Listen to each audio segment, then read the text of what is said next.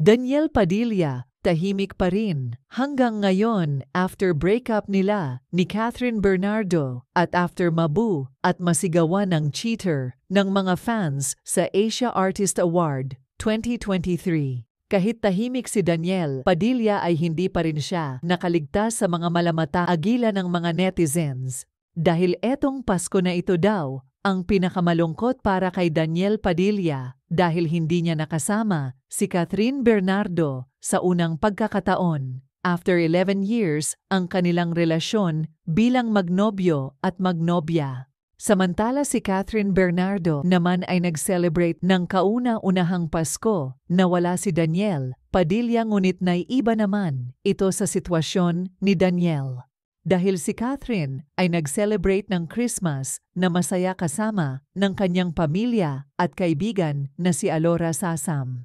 Mapapansin din na maaliwalas na ang aura ni Catherine Bernardo ngayon at mukha na siyang masaya kahit wala si Daniel Padilla dahil na rin sa tulong ng kanyang pamilya at mga kaibigan.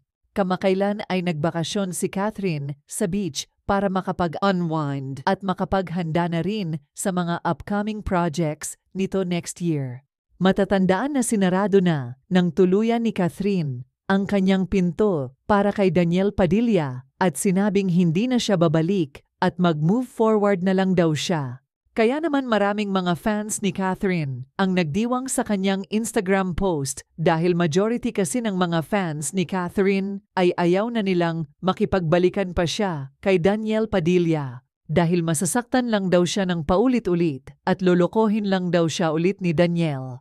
Mas maigi daw na mag-focus na lang daw muna siya sa mga projects, sa health at sa family niya. Dadating din daw ang lalaking para sa kanya sa tamang panahon. Samantala, ang mga fans naman ng Katden ay umaasa pa rin na magkaroon sila ng chance na magkatrabaho ulit at magkaroon ng part 2, ang Hello, Love, Goodbye.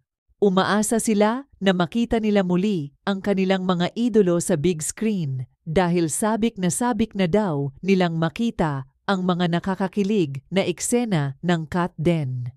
Marami din ang humihirit na sana ay magkaroon din ng chance si Alden at Catherine sa real life dahil bagay daw sila at nakakakilig daw silang tignan. Sana daw ay magaya sila sa Dongyan na May Forever. Napakagaan daw ng presensya ni Catherine at Alden kapag magkasama na daw sila, mapa-big screen or interview man ito. Gayon daw na hiwalay na ang Katniel ay mas tumindi ang demand ng mga fans ng Katden na matuloy na sana ang part 2 ng kanilang pelikula na Hello, Love, Goodbye. Dahil wala na daw kontrabida sa buhay ni Catherine Bernardo at wala na daw seloso na nakabantay kay Catherine sa lahat ng galaw ng dalaga. Ang daming mga fans ng Katniel ngayon ang nainis kay Daniel dahil sa kanyang ginawa kay Catherine. Kaya naman marami daw ang mga projects at endorsements ang nawala kay Daniel Padilla. Baka daw hindi na niya makontain ang mga luho nito sa buhay at tuluyan ng humina ang kanyang career dahil sa ginawa niyang panloloko di umano kay Catherine Bernardo.